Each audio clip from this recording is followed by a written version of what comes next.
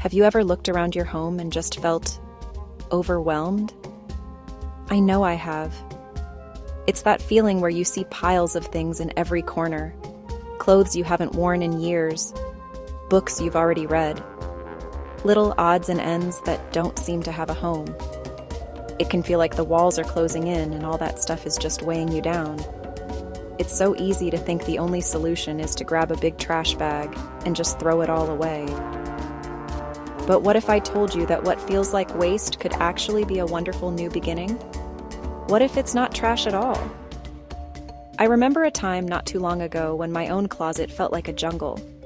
It was packed so tight, I couldn't even see what was in there anymore. I'd buy new things because I couldn't find the old ones. One afternoon, I just sat on the floor, totally defeated by it all. But they had a little tear near the pocket. My first thought was, well, these are ruined. It felt like another thing to just get rid of another thing that represented waste instead of worth. It really brought my mood down, thinking about how much I was letting go to waste. But then, something shifted inside me. I looked at that little tear and thought, what if I could fix this? I remembered my grandmother teaching me how to do a simple stitch when I was a little girl. It wasn't about being perfect. It was about giving something a second chance. So, I found a needle and some thread, and I patched up those jeans. It wasn't a perfect, invisible mend. In fact, I used a bright yellow thread. It became a little pop of sunshine on my old favorite jeans. It was a tiny change, but it changed everything for me. It was a reminder that we have the power to create value. That small act of fixing my jeans opened my eyes. The pile of stuff wasn't a mountain of trash anymore. It was a mountain of possibilities. Each item held a story, and maybe, just maybe, its story wasn't over yet. It could have a new chapter with me or with someone else. This wasn't about some grand, complicated plan to get rich. It was about a simple, beautiful idea that nothing and no one is ever truly disposable. We can find a purpose for everything if we just look at it with a little bit of love and creativity. Let's talk about clothes because we all have them. Think about that shirt you bought on a whim but never wore, or the dress that doesn't quite fit the way it used to. Instead of letting them collect dust or tossing them out, let's see them for what they are: beautiful fabric and potential. An old t-shirt can be cut into soft cleaning rags. A dress can be sold online to someone who will absolutely adore it. Even a single shoe whose partner is long gone can become a quirky little planter for a succulent on your windowsill. From this is broken to, how can this be beautiful again? And it's not just clothes. I'm talking about old belts with worn-out buckles or straps from a bag that broke. Those leather or fabric straps can be used for so many things. You can use them to hang plants from the ceiling, to bundle up yoga mats, or to create custom handles for a basket. Even a tiny apartment or a small room has hidden potential. That little bit of empty wall space, it's not just empty space. It's a place to hang a few floating shelves to display books or special items, turning clutter from the floor into a beautiful display. I find so much hope in this idea of renewal, and it reminds me of a simple and powerful verse. In the Bible it says, "Behold, I am making all things new." Revelation 21:5. To me, this is a beautiful promise not just for our spirits, but for the world around us. So, where do we begin this amazing treasure hunt in our own homes? The first step is simply to find. Go through your closet, your drawers, that one mysterious box in the back of the garage. Be gentle with yourself. You don't have to tackle the whole house in one day. Just pick one small area, like your shoe rack. Pull everything out. Look at each pair. Are there some you haven't worn in a year? Are there some that just need a little love to be wearable again?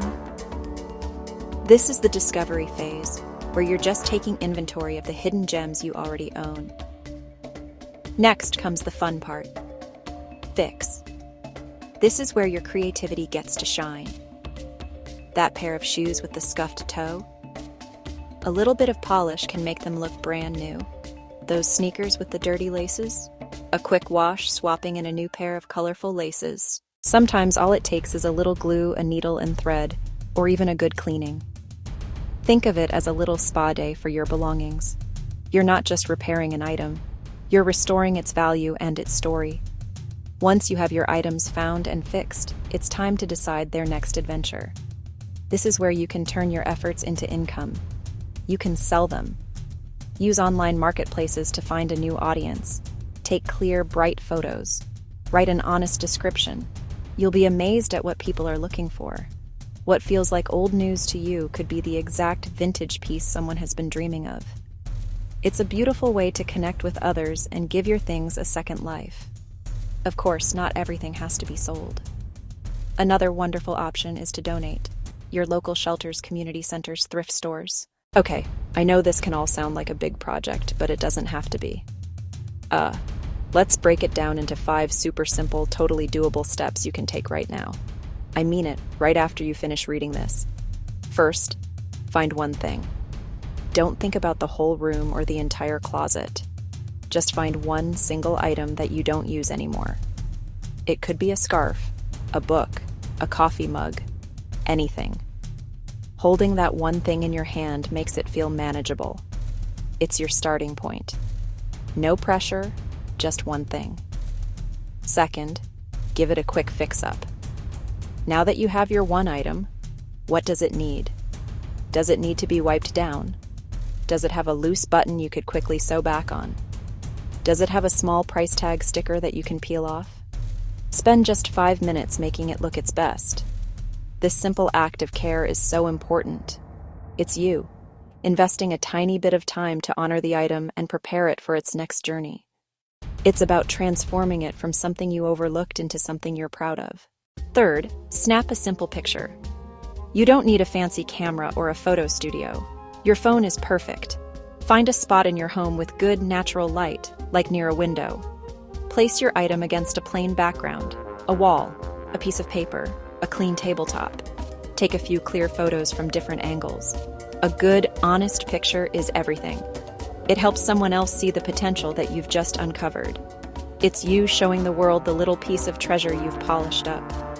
Fourth, post it online.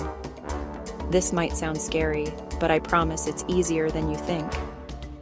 There are tons of apps and websites designed for selling and swapping. Choose one. Create a listing. Use the photos you just took. Write a short, simple description. Be honest about its condition. Then, set a fair price. The moment you hit that post button, you've officially done it. You have taken something that was sitting unused and offered it a new life. That is a huge accomplishment, and you should feel amazing about it. And finally, the 5th step, let it go. Once you've posted your item or decided to donate it, your job is to release it. Whether it sells in 5 minutes or 5 weeks or you drop it in a donation bin, you have already succeeded. You have changed your mindset. You have taken a step away from a culture of waste and toward a culture of worth. You have actively chosen to see potential where you once saw a problem. This is a powerful shift, and it's the real victory here. Every time you do this, it gets easier and more rewarding. Imagine if you did this with just one thing every week. A book this week, a pair of shoes next week, that old lamp the week after. It might not seem like much at first, but those small actions add up. Over time, you'll clear your space and calm your mind. You'll also create a small but steady stream of extra income. It's money you can use for a special dinner, to pay a bill, or to save for a dream. You are literally turning clutter that caused you stress into cash that gives you freedom. It's like being your own modern-day alchemist. So, I encourage you to just try one small thing. Don't get bogged down by the big picture. Find that one item, that lonely earring, that forgotten sweater, that cookbook you never opened. Look at it with fresh eyes. See the story it still has to tell. Give it a little polish and a chance to shine for someone new. You have the power in your own hands to make a difference. For your wallet, for the planet, and for your own sense of peace and accomplishment. This isn't just about cleaning out your closet. It's about designing your life. It's about taking what you already have and using it to build the future you want. Every little bit of waste you reclaim is a piece of your future you are taking back. It's a beautiful and empowering cycle. Don't throw away your past. Use it to fund your future. You can do this. I believe in you. Now go find that one thing. Turn your waste into your wealth. Precious treasure and oil are in a wise person's dwelling, but a foolish person devours it. Proverbs 21:20. This conference is your new beginning. Waste, value, neglect, opportunity, limitation, growth. What you throw away today could have built your tomorrow.